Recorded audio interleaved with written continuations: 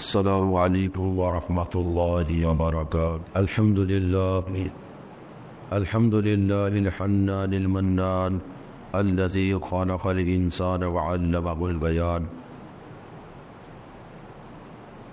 والصلاة والسلام على رسوله سید الانس والجان وعلى آلہ واصحابہ ذوی الخیر والاحسان، اما بعد فاعوذ باللہ من الشیطان الرجیم، بسم اللہ الرحمن الرحیم، وَإِنَّكَ لَعَلَى خُلُقٍ عَظِيمٍ۔ آمنت باللہ صدق اللہ العلی العظیم، وبلغنا رسوله النبی الامین المتین الکریم، ونحن على ذلك لمن الشاہدین والشاکرین، والحمد للہ رب العالمین۔ آئیے عرض و معروض سے بیشتر ہم اور آپ انتہائی خلوص عقیدت اور محبت کے ساتھ گنبد خضرا میں آرام فرمانے والے آقا و مولا مصطفیٰ جان رحمت، شمع بزم ہدایت، نوشائے بزم جنت، حضور جناب احمد مجتبیٰ محمد مصطفیٰ ارواحنا فدا صلی اللہ علیہ وسلم کی بارگاہ گہر بار میں درود و سلام کی نظریں پیش کرے۔ اللہم صلی علی سیدنا و شفیعنا حبیبنا مولانا محمد وبارک وسلم، صلاۃ و سلام علیک یا رسول اللہ، صلاۃ و سلام علیک یا حبیب اللہ۔ درود و سلام کی بے شمار فضیلتیں اور برکتیں ہیں۔ نبی پاک صلی اللہ علیہ وسلم ارشاد فرماتے ہیں کہ جب کوئی بندہ مجھ پر صبح اور شام 10 مرتبہ درود پاک پڑھتا ہے تو اس کو میری شفاعت پہنچ کر رہے گی۔ تو درود پاک پڑھنے میں کوئی زیادہ وقت بھی نہیں لگتا ہے، اور اللہ تبارک و تعالی نے نیکیاں کمانا ہمارے لیے کس قدر آسان کر دیا ہے۔ آپ بولیے سبحان اللہ، الحمدللہ، اللہ اکبر۔ اب یہ 3 کلمات ہم نے بولے، اور نہ تو ہمیں اپنی جگہ سے کوئی ہلنا پڑا، اور نہ ہی اس کے بولنے میں ہمیں کسی طرح کا کوئی تکلیف یا کوئی اپنے بدن سے پسینہ نکلا، نہ ہی کسی طرح کی کوئی محنت کرنی پڑی، بالکل مختصر سا وقت لگا، لیکن ان کا اجر و ثواب کتنا ہے کہ ہم یہاں جتنے بھی لوگ بیٹھے ہوئے ہیں یا ساری دنیا کے لوگ مل جل کر اپنی ساری دولت لگا کر چاہیں کہ جنت کے اندر سے کوئی ایک درخت خرید لے تو کسی کے یہ بس میں ہے کہ وہ درخت خرید پائے؟ نہیں خرید سکتا جنت کا درخت۔ ہم اپنے مال و دولت کے ذریعے سے شہر کے بالکل قیمتی ترین علاقے کے اندر کوئی پراپرٹی تو خرید سکتے ہیں، کوئی جگہ تو خرید سکتے ہیں، لندن کے اندر کوئی بہترین قیمتی جگہ خرید سکتے ہیں، دنیا کے عمدہ سے عمدہ شہر کے اندر، لیکن سارے انسان بھی مل کر اپنی دولت لگا دے تو جنت کے اندر کوئی محل یا درخت نہیں خرید سکتے۔ لیکن اللہ تبارک و تعالیٰ کے پیارے نبی صلی اللہ علیہ وسلم کے سچے وعدے ہیں کہ جو بندہ ان کلمات کو بولتا ہے، اپنی زبان سے ذکر کرتا ہے، تو ہر کلمے پر اس کے لیے جنت میں ایک درخت لگا دیا جاتا ہے۔ تو کتنا اللہ تعالیٰ نے آسان کر دیا ہے، لیکن شیطان اور ہمارا نفس ہے کہ ہمیں ذکر سے، درود سے دور کرے رہتا ہے، اور ہماری طبیعت ذکر و درود کے لیے نہیں کرتی۔ اب تو یہ درود و سلام کا مہینہ چل رہا ہے، ربیع الاول شریف کی آمد ہو چکی ہے، نبی پاک صلی اللہ علیہ وسلم کی آمد اس مبارک مقدس پاکیزہ مہینے میں ہوئی، لیکن ہم غور و فکر کریں کیا ہمارا کوئی دن ایسا گزرا ہے جس میں ہم نے پورے دن میں کوئی 1000 مرتبہ میں درود پاک پڑھا ہو، یا کوئی ایک تسبیح ہم نے کلمہ شریف کی پڑھی ہو، یا تسبیح یا تحمید یا اس طرح سے اللہ کی کوئی تکبیر بولی ہو، ہو سکتا ہے نمازی حضرات نے نمازوں کے بعد ذکر و اذکار میں یہ تمام تر چیزیں کر لی ہو، لیکن اکثریت کی تعداد تو ایسے ہی ہے کہ ان کا پورا دن گزر جا رہا ہے، پوری راتیں گزر جا رہی ہے، لیکن نہ تو نبی پر درود و سلام بھیجا جا رہا ہے، نہ کلمہ شریف پڑھا جا رہا ہے، نہ اللہ کی تکبیر، نہ تسبیح، نہ تحمید بلند کی جا رہی ہے۔ تو ہمیں چاہیے کہ ہم اپنے وقت کو ذکر و درود میں لگائیں، اللہ کی تسبیح بیان کریں، اور اپنا فالتو وقت دیگر اور برباد کرنے والی چیزوں میں لگانے کے بجائے اپنی زبان کو ذکر و درود سے تر رکھا کرے، تو اس کے فائدے انشاءاللہ عز و جل ہمیں بہت سارے دنیا اور آخرت میں نصیب ہوں گے۔ نبی پاک صلی اللہ علیہ وسلم کی ولادت مقدسہ کا مہینہ، اور پوری دنیا میں ہر شہر کے اندر، ہر علاقے کے اندر عشاق رسول، خوش عقیدہ مسلمان نبی پاک کی آمد کی خوشیاں مناتے ہیں، اور مختلف انداز سے اس خوشیوں کا اظہار کرتے ہیں اپنے اپنے طور سے۔ لیکن نبی پاک صلی اللہ علیہ وسلم کی ولادت کا مقصد کیا ہے دنیا میں بھیجنے؟ جب ہم یہ تمام تار کام کر رہے ہو تو ہمارے سامنے حضور کی ولادت کا مقصد بھی نظر میں رہنا چاہیے کہ ہم نے اپنے گھروں پہ قمقمے لگا لیے، سبز پرچم بھی لگا لیے، لائٹیں اور چراغاں کر لی، لنگر کا بھی اہتمام کر لیا، لیکن ہماری نظر میں یہ بھی رہنا چاہیے کہ حضور پاک صلی اللہ علیہ وسلم کی آمد کا دنیا میں مقصد کیا ہے، حضور کیوں تشریف لائے دنیا کے اندر۔ تو آج ہم دنیا کے اندر نبی پاک کی ذات جو ہے با کمال ذات ہے، ہر اعتبار سے، ہر لحاظ سے ایسی ذات ہے کہ جن میں نقص و عیب ہونا تو بہت دور کی بات ہے، نقص و عیب کا گمان بھی نہیں کیا جا سکتا۔ اعلیٰ حضرت فرماتے ہیں وہ کمال حسن حضور ہے کہ گمان نقص جہاں نہیں، یہی پھول خار سے دور ہے، یہی شمع ہے کہ دھواں نہیں۔ یعنی آقا کی ذات وہ ہے کہ جس کے اندر نقص و عیب ہونا تو بہت بعید بات ہے، اس کا گمان و تصور بھی نہیں کیا جا سکتا۔ ارے پھول ہر خوبصورت ہوتا ہے، لیکن اس کی خرابی یہ ہے کہ کاٹا ہوا کرتا ہے۔ اسی طرح سے لالٹین جلاؤ تو بڑی اچھی روشنی دیتی ہے اور بڑی پیاری لگتی ہے، لیکن اس کی خرابی یہ ہے کہ وہ دھواں چھوڑا کرتی ہے۔ نبی پاک کے بارے میں فرمایا گیا کہ آپ ایسے پھول ہیں جس میں کوئی کاٹا نہیں، اور ایسے چراغ ہے جس میں کوئی دھواں نہیں ہے۔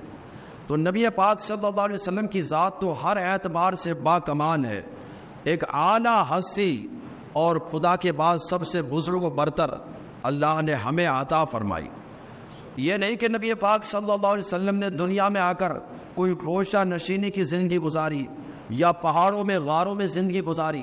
نبی پاک نے اس دنیا کے اندر لوگوں کے اندر رہ کر اپنی پوری حیات مبارکہ گزاری ہے۔ آپ نے آ کر دنیا کے اندر نکاح بھی کیے ہیں، شادی بھی کی، آپ کی اولادیں بھی ہوئی، آپ کے دوست بھی ہوئے، آپ کے صحابہ بھی ہوئے، اور اسی طرح سے آپ نے جہادوں میں بھی شرکت کی، آپ نے امامت بھی فرمائی، اور اسی طرح سے لوگوں کو لیڈ بھی کیا، اور آپ نے لوگوں کو تعلیم و تعلم کے حوالے سے بیدار کیا۔ یعنی آپ نے ہر اعتبار سے لوگوں کو ہر گوشے میں نبی پاک صلی اللہ علیہ وسلم کی مبارک حیات ہمیں رہنمائی کرتی ہوئی نظر آتی ہے۔ اب اگر دنیا کے اندر ہم میں سے کوئی بہترین انسان بننا چاہتا ہے تو اسے چاہیے کہ حضور کی سیرت کو پڑھے۔ اگر کوئی یہ چاہتا ہے کہ میں بہترین شوہر بنوں، اسے چاہیے کہ حضور کی سیرت کو بنے کہ آپ کے بہترین شوہر کا انداز کیا تھا۔ اگر کوئی چاہتا ہے کہ میں اپنے دوستوں کے ساتھ اچھا ہو جاؤں تو وہ حضور کی اس سیرت کو پڑھے کہ حضور کا صحابہ کے ساتھ معاملہ کیا تھا۔ اگر کوئی یہ چاہتا ہے کہ میں لوگوں کے اندر عزت پاؤں، مجھے ایک وقار کی نظر سے دیکھا جائے، تو اس کو دیکھے کہ حضور علیہ الصلوۃ والسلام کے اخلاق کس طرح سے۔ اگر کوئی چاہتا ہے کہ میں غیروں کے سامنے بھی جاؤں تو وہ بھی میری تعریف کرنے پر مجبور ہو جائے، تو اسے چاہیے کہ حضور کا غیروں کے ساتھ سلوک کیا تھا، اس کو پڑھے۔ اگر کوئی چاہتا ہے کہ اپنی اولاد کی اچھی تربیت کروں تو پھر اسے چاہیے کہ وہ یہ دیکھے حضور نے اپنی اولاد کی کس انداز میں تربیت کی ہے۔ اگر کوئی یہ چاہتا ہے کہ اپنی اولاد کی شادی بیاہ شریعت کے دائرے میں رہ کر کروں تو پھر اسے چاہیے کہ حضور کے اس انداز کو بھی دیکھے کہ آپ نے اپنی بیٹیوں کی شادیاں کس انداز میں کی ہے۔ یعنی حضور کی حیات ایسی حیات ہے، ایسی زندگی ہے جو دنیا کے ہر پہلو پر، ہر گوشے پر ہماری رہنمائی کرتی ہوئی نظر آتی ہے کہ ایک انسان بہترین انسان کیسے بنے۔ اس کو چاہیے کہ حضور کی سیرت بنے، اور بہترین انسان بننے کی جتنی خوبیاں ہے سیرت کو پڑھ کر اپنی زندگی پر عملی جامہ پہنانے کی کوشش کرے، تو وہ دیکھے گا کہ اس کی زندگی کے اندر ایک انقلاب نظر آئے گا۔ تو نبی پاک صلی اللہ علیہ وسلم کی حیات یوں تو بہت سارے گوشے ہیں، لیکن ایک ہی گوشے کو ہم لے لیں۔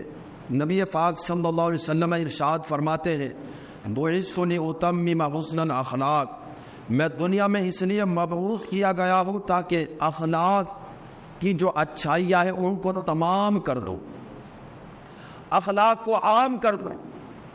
آج معاشرے کے اندر ماحول کیا ہے کہ ہر انسان دوسرے کے سے لڑائی کرنے کے لیے تیار بیٹھا ہوا ہے، کوئی عفو درگزر کرنے کے لیے تیار نہیں، بھائی سے جنگ کیے ہوئے ہے، بہن سے لڑائی کیے ہوئے ہے، ماں باپ سے انبن چل رہی ہے، اور اسی طرح آس پڑوس والوں سے ہمارے اختلافات ہیں، لڑائی ہے، جھگڑے ہیں۔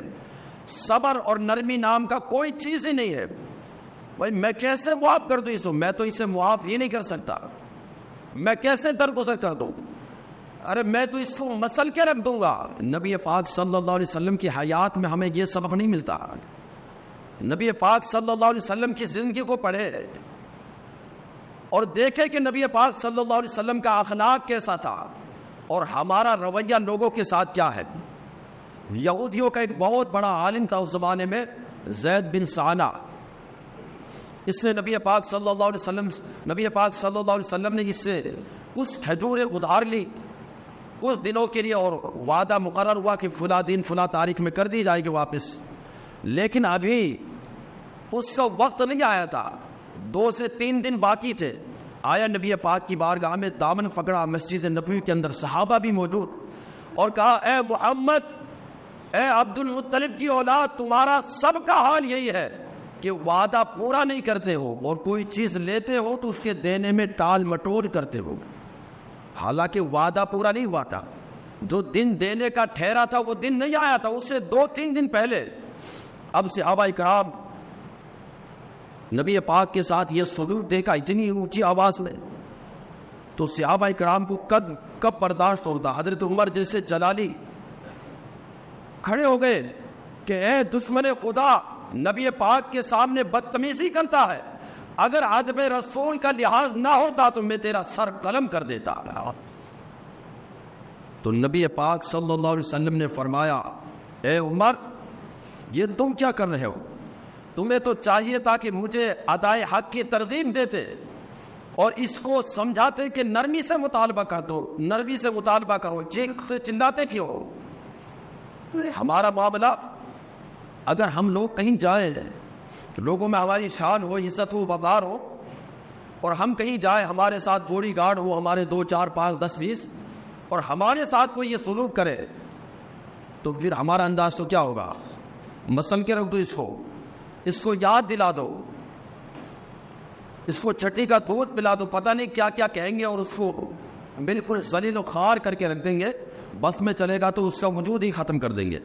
لیکن اب نبی پاک کی تعلیمات دیکھیے، کیا فرماتے کہ عمر یہ کیا برتاؤ کر رہے ہو؟ تمہیں تو چاہیے تھا مجھے کہتے کہ میں اس کا حق ادا کروں، اور ساتھ میں اس کو بھی کہتے کہ نرمی سے مطالبہ کرو۔ اب جاؤ، جا کے اس کو کھجوریں دو جتنی بھی اس کی بنتی ہے، اور کچھ کھجوریں اور زیادہ دے دینا۔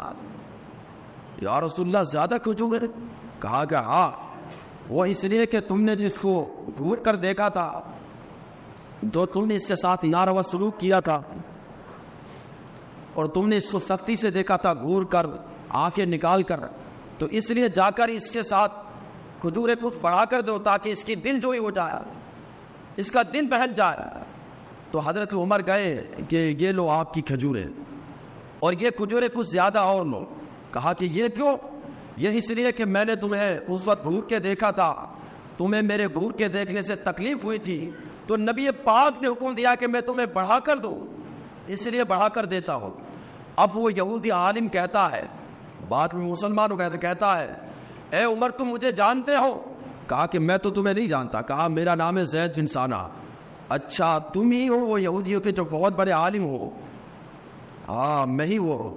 تو کہا اگر تم اتنے بڑے عالم ہو تو ایسا نبی کے ساتھ سلوک کرتے ہیں بھلا کوئی؟ تم نے ایسا رویہ اپنایا. کہا کہ میں نے یہ سلوک اپنی مرضی سے نہیں کیا بلکہ میں نے تو یہ جانچنے کے لیے کیا, کیونکہ میں نے اپنی کتاب کے اندر پڑھا ہے کہ جو نبی آخر الزماں ہوگا اس کی 2 صفتیں یہ ہوگی کہ جتنا اس کے ساتھ بدسلوکی کی جائے گی, جہالت کی جائے گی, اس کا حلم اور بردباری اور برداشت کی قوت بڑھتی چلی جائے گی, اور جتنا اس پر غصہ کیا جائے گا ان کی نرمی بڑھتی چلی جائے گی. ارے میں تو یہ جانچنا چاہ رہا تھا اور میں نے ان صفات کے ذریعے سے پہچان لیا کہ یہی نبی آخر الزماں ہے. اے عمر گواہ ہو جاؤ, میں کوئی غریب آدمی نہیں ہوں بلکہ بہت امیر آدمی ہوں, اپنی ساری دولت کا آدھا حصہ نبی کے قدموں پہ قربان کرتا ہوں اور کلمہ پڑھ کر اسلام لاتا ہوں. تو وہ یہودی نبی پاک صلی اللہ علیہ وسلم کا یہ اخلاق دیکھا, یہ سلوک دیکھا, تب جا کر اسلام کے اندر آیا. وہی عمر اگر اس کے ساتھ سختی کیے ہوتے, اس کو دھتکار دیا ہوتا, نبی پاک چاہتے تو اس کے ساتھ کر سکتے تھے. مسجد آپ کی تھی, لوگ آپ کے تھے, اور وہ غیر تھا, اس کے ساتھ جو چاہے سلوک کر سکتے تھے. لیکن نبی پاک کی تعلیمات یہ ہے ہی نہیں. نبی پاک کا تو عالم یہ ہے کہ گرتے پرتوں کو اٹھانے آئے ہیں. نبی پاک گرتے پرتوں کو اٹھانے آئے ہیں. اور آج ہمارا حال کیا ہے؟ ہمارے اندر برداشت نہیں ہے. ارے بھائی میں فلاں تاجر سے بات نہیں کرتا, میں فلاں دکاندار سے تو میں کتنے دنوں سے انبن چل رہی ہے, میں فلاں کے ساتھ کاروبار نہیں کرتا, میں اپنے فلاں رشتہ دار نہیں, وہاں تو میں جانے نہیں, اس نے مجھے شادی میں دعوت نہیں دی, میں بھلا کیسے جاؤں, اچھی طرح سلام ہی نہیں کیا, میں گیا مجھے پوچھا تک نہیں, میں نے تو اس سے سلام کلام ہی بند کر دیا. بھائی سے تو میرے کتنے دنوں سے تعلقات ہی ختم کیے ہوئے. میں نے تو کہہ دیا اپنی نسلوں کو, بھائی کیوں اپنی زندگی کو تنگ کر رہے ہو یار؟ کیوں اپنی زندگی کو, اللہ نے تمہیں زندگی دی ہے 50 سالہ, 60 سالہ, 70 سالہ, 80 سالہ, یہ مختصر سی لائف ہے, مختصر سی زندگی ہے. جس زندگی کو انجوائے کیجیے. اس زندگی میں دشمنیاں مت بڑھائیے. اس زندگی کے اندر بالکل لوگوں کو اپنے خلاف مت کھڑا کیجیے. اس زندگی کے اندر لوگوں زیادہ دشمنیاں مت پالیے, لوگوں کو اپنے خلاف مت بنائیے. مختصر زندگی ہے, اس کو انجوائے کرے, اللہ کی نعمت ہے اس کا شکر ادا کرے, لوگوں میں محبت کو عام کرے, نرمی سے پیش آئے. غلطیاں ہو جائے تو آپ درگزر سے کام لے لے. کسی سے کوئی آپ کے خلاف کوئی بات ہو بھی جائے تو اس کو درگزر کر دے, انسنا کر دے. نبی پاک کی تعلیمات یہ ہے. نبی پاک آرام فرما رہے ہیں. ایک شخص آیا تلوار لے کر نبی پاک کے قتل کے ارادے سے, معاذ اللہ. آپ بیدار ہوئے, کہنے لگا کہ اے محمد صلی اللہ علیہ وسلم, آپ کو مجھ سے کون بچائے گا؟ نبی پاک نے فرمایا اللہ. یہ کہنا تھا, اس پر ایسا رعب طاری ہوا کہ تلوار ہاتھ سے گر گئی. اب نبی پاک نے تلوار اپنے ہاتھ میں لی. نبی پاک نے تلوار ہاتھ میں لی اور فرمایا تم بتاؤ مجھ سے تمہیں کون بچائے گا؟ تو اگرچہ دشمن تھے لیکن سب جانتے تھے کہ نبی پاک کے اخلاق کتنے اچھے ہیں. کہتے تھے کہ یا رسول اللہ آپ تو کریم ہے اور کرم فرمانے والے ہیں. تو نبی پاک نے فرمایا جاؤ میں نے تمہیں معاف کر دیا. اب وہ شخص جا کر اپنے سارے قبیلے بستی والوں کو کہتا ہے لوگوں میں ایسے آدمی کے یہاں سے آ رہا ہوں جو بڑا قریب ہے, جو قابو بھی پا لیتا ہے لوگوں کو تو بھی مانتا نہیں ہے, اور جا کر اسلام لے آتا ہے. نبی پاک صلی اللہ علیہ وسلم کے اخلاق کے ذریعے سے, تعلیمات کے ذریعے سے, نرمی کے ذریعے سے اسلام ہم تک پہنچا ہے. یہ جو پروپیگنڈا کیا جاتا ہے کہ تلوار کے زور سے اسلام پھیلا ہے, نہیں, الحمدللہ اسلام تلوار سے نہیں. تلوار تھی لیکن وہ لوہے کی تلوار نہیں تھی, اخلاق کی تلوار تھی, نرمی کی تلوار تھی, لوگوں کے ساتھ اچھے برتاؤ کی تلوار تھی, لوگوں کے ساتھ اچھے سلوک کی تلوار تھی. نبی پاک کی حیات مبارکہ پڑھے تو کتنے ایسے واقعات ملتے ہیں کہ نبی پاک صلی اللہ علیہ وسلم نے دنیا میں انقلاب برپا کر دیا اپنی تعلیمات کے ذریعے, اپنے روشن فیصلوں کے ذریعے. ورنہ تو آپ دیکھیں مکہ مکرمہ میں طوفان نے کتنا پریشان کیا, کتنا آپ کے صحابہ کو ستایا, زخمی کیا, ریتوں پر تپتی ہوئی ریتوں پر لٹایا, سینے پر سلے رکھ دی, آگوں پر آپ کے صحابہ کو تکلیف دی جاتی، انگاروں پر کوڑے برسائے جاتے، حتیٰ کہ اتنا تنگ کیا کہ آپ نے اپنے صحابہ کو حکم دیا کہ ہجرت کرو مدینہ کی طرف، حبشہ کی طرف۔ صحابہ کرام نے ہجرتیں کی، اور اس زمانے میں کتنے صحابہ تھے؟ 80-70 صحابہ تھے جنہوں نے ہجرت کی۔ اس مدینہ کے اندر لوگ رہے ہوں گے، اس مدینہ میں لوگ رہے ہوں گے تو یہ مان لیجیے 200-250 لوگ ہوں گے، یا اس سے بھی کچھ کم ہی ہوں گے ہجرت کی۔ نبی پاک نے بھی ہجرت کی، ایک وقت ہوا آیا۔ اب آپ یہ سوچئے کہ کتنا بڑا مشکل ہوتا اپنے وطن کو چھوڑنا۔ اگر کوئی آدمی 50 سال سے یہاں رہ رہا ہو، 60 سال سے یہاں رہ رہا ہو، جس کے خاندان کے لوگ، پریوار کے لوگ، سارا کنبہ پریوار یہی، کاروبار یہاں، بیوی بچے، مکان، ہر طرح کا سارا معاملہ اس کا، رہنا سہنا سب کچھ یہیں، اٹھنا بچھنا کھانا پینا۔ اب اسے یکدم کہا جائے کہ چھوڑ دو تو کتنا مشکل ہوتا ہے۔ ذرا سوچئے اس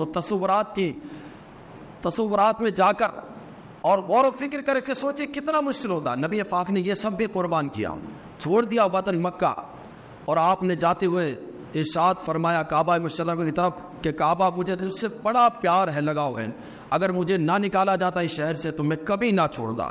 پھر آپ نے چھوڑا مکہ۔ اب نبی پاک صلی اللہ علیہ وسلم صحابہ کے ساتھ گئے تو کتنے تھے؟ صحابہ کرام نے جنہوں نے ہجرت کی، کبھی 20 کبھی 50، تو اس طرح سے مان لیجیے مطلب 100-150۔ اس کے بعد نبی پاک نے جب ہجرت کی، آپ نے اعلان نبوت کیا 40 سال کے اندر، اور 53 سال کی عمر میں آپ نے مکہ چھوڑا، یعنی 13 سال میں تبلیغ کی۔ اللہ کے آخری نبی ہے، پیغمبر ہے، خاتم پیغمبرہ، اور شان کیا ہے؟ لا یمکن الثناء کما کان حقہ بعد خدا بزرگ تو انسا مختصر۔ یہ شان کے خدا کے بعد سب سے افضل بزرگ ترین ہستی، لیکن کتنے لوگ مسلمان ہوئے؟ بالکل گنے چنے لوگ۔ اب سن 2 ہجری کے اندر غزوہ بدر ہوتا ہے۔ غزوہ بدر میں کتنے مسلمان تھے بتائیے؟ 313، ہر کوئی جانتا ہے نا، 313 عورتوں بچوں کو مان لو تو چلو 700 گئے۔ نبی پاک نے دعا کی تھی مولا یہی کل اثاثہ ہے، اگر یہ چلے گئے تو پھر تیرا نام لینے والا کوئی عبادت کرنے والا نہیں ہوگا۔ یہ دعا کی تھی نبی پاک نے۔ 313 اتنے مسلمان تھے، اور مان لو کل ملا کر 700۔ پھر اس کے بعد نبی پاک صلی اللہ علیہ وسلم نے صلح حدیبیہ، آپ مدینہ سے مکہ آئے عمرہ کرنے کے، تو کفار مکہ نے وہی مکہ سے پہلے روک لیا تھا۔ پھر آپ نے صلح حدیبیہ ہوئی، یعنی احرام باندھ کے آئے تھے، احرام اتارنا پڑا، صحابہ کو حکم دیا۔ بعض صحابہ تو تیش میں بھی آئے کہ یا رسول اللہ یہ آپ کیا کر رہے ہیں، کیا ہم حق پر نہیں ہے؟ اگر ہم حق پر ہے تو جا کے ان سے لڑے اور ہم عمرہ کر کے جائیں، ہم تو پورا ارادہ کر کے آئے، اتنا قریب آ گئے۔ لیکن نبی پاک جانتے تھے آئندہ کے حالات، فرمایا کہ یہ صلح حدیبیہ ہمارے لیے فتح ہے۔ اور صلح حدیبیہ میں کتنے مسلمان تھے؟ صلح حدیبیہ میں 1400 مسلمان تھے۔ کتنے مسلمان تھے؟ 1400 مسلمان سن 6 ہجری کے اندر۔ اور اس کے بعد جب فتح مکہ ہوا ہے سن 8 ہجری کے اندر، 2 سال کے بعد 10,000 مسلمان، 10,000 کا لشکر ہو گیا۔ 10,000 کا، کتنے کا؟ 10,000 کا لشکر۔ اور سارے مدینہ کے اندر جو بچے بیوی عورتیں تھیں ان کو ملاؤ تو مانو 20-25 ہزار اتنے ہو گئے۔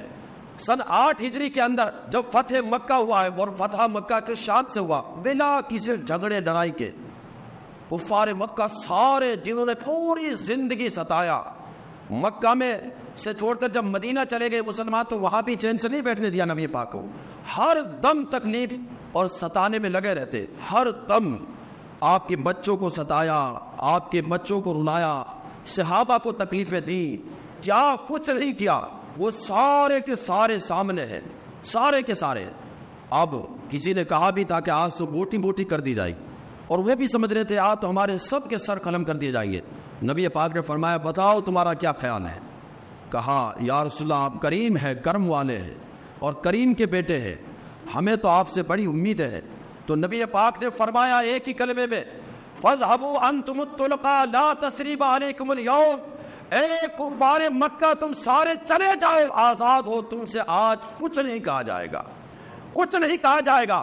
اس کا نتیجہ تھا کہ سارے کے سارے لوگ اسلام میں آ گئے، سارے کے سارے لوگ۔ یہ دیکھیے تلوار تھی، لیکن اخلاق کی تلوار تھی، نرمی کی تلوار تھی۔ سن 8-9 ہجری میں یہ سن 8 ہجری میں فتح مکہ ہوا۔ اس سے بعد 1 سال کے بعد جب حجۃ الوداع کا موقع آتا ہے، صرف 1 سال کا عرصہ گزرا ہے، ابھی 10 یا مان لیجیے 20 یا 25 ہزار مسلمان تھے. 1 سال بعد جب حج کا موقع آتا ہے تو حجۃ الوداع کے اندر صحابہ کی تعداد 1,24,000 ہوتی ہے. 1,24,000. نبی پاک صلی اللہ علیہ وسلم کے اخلاق نے وہ انقلاب برپا کیا کہ 1 سال کے مختصر عرصے کے اندر دنیا کے گوشے گوشے کے اندر اسلام کو پہنچا دیا.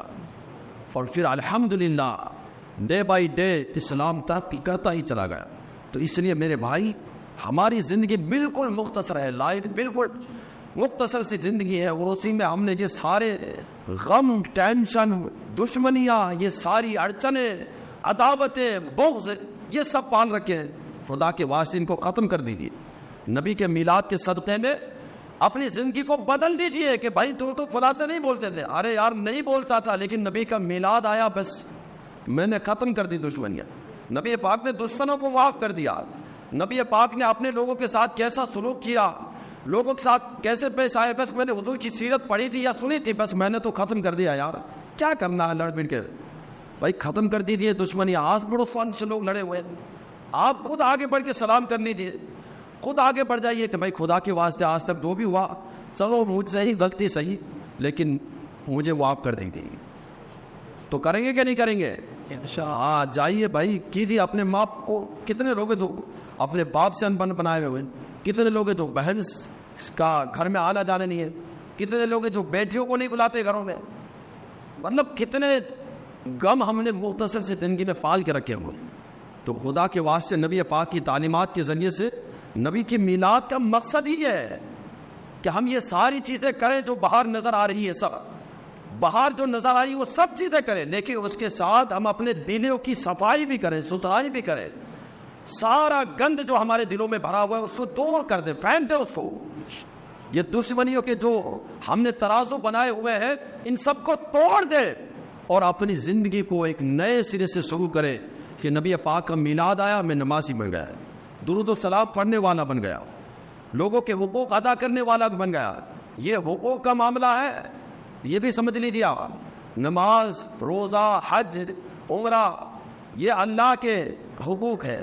کمی ہوئی تو اللہ کے اوپر ہے، چاہے تو معاف کرے چاہے تو سزا دے. لیکن حقوق العباد کا معاملہ کوئی معمولی نہیں ہے، یہ بڑا گمبھیر معاملہ ہے. ایسا معاملہ ہے جب تک بندہ معاف نہیں کرے گا رب کا بھی یہ فرمان ہے کہ میں بھی معاف نہیں کروں.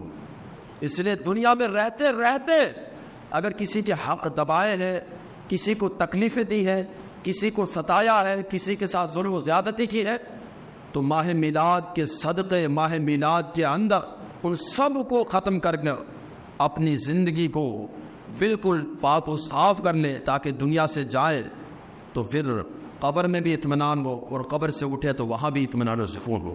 اللہ عز و جل ہم سب کو حضور پاک صلی اللہ علیہ وسلم کی سیرت مبارکہ پر عمل کر کر زندگی گزارنے کی توفیق عطا فرمائے. استغفر اللہ ربی من کل ذنب و اتوب الیہ. السلام علیکم ورحمۃ اللہ وبرکاتہ.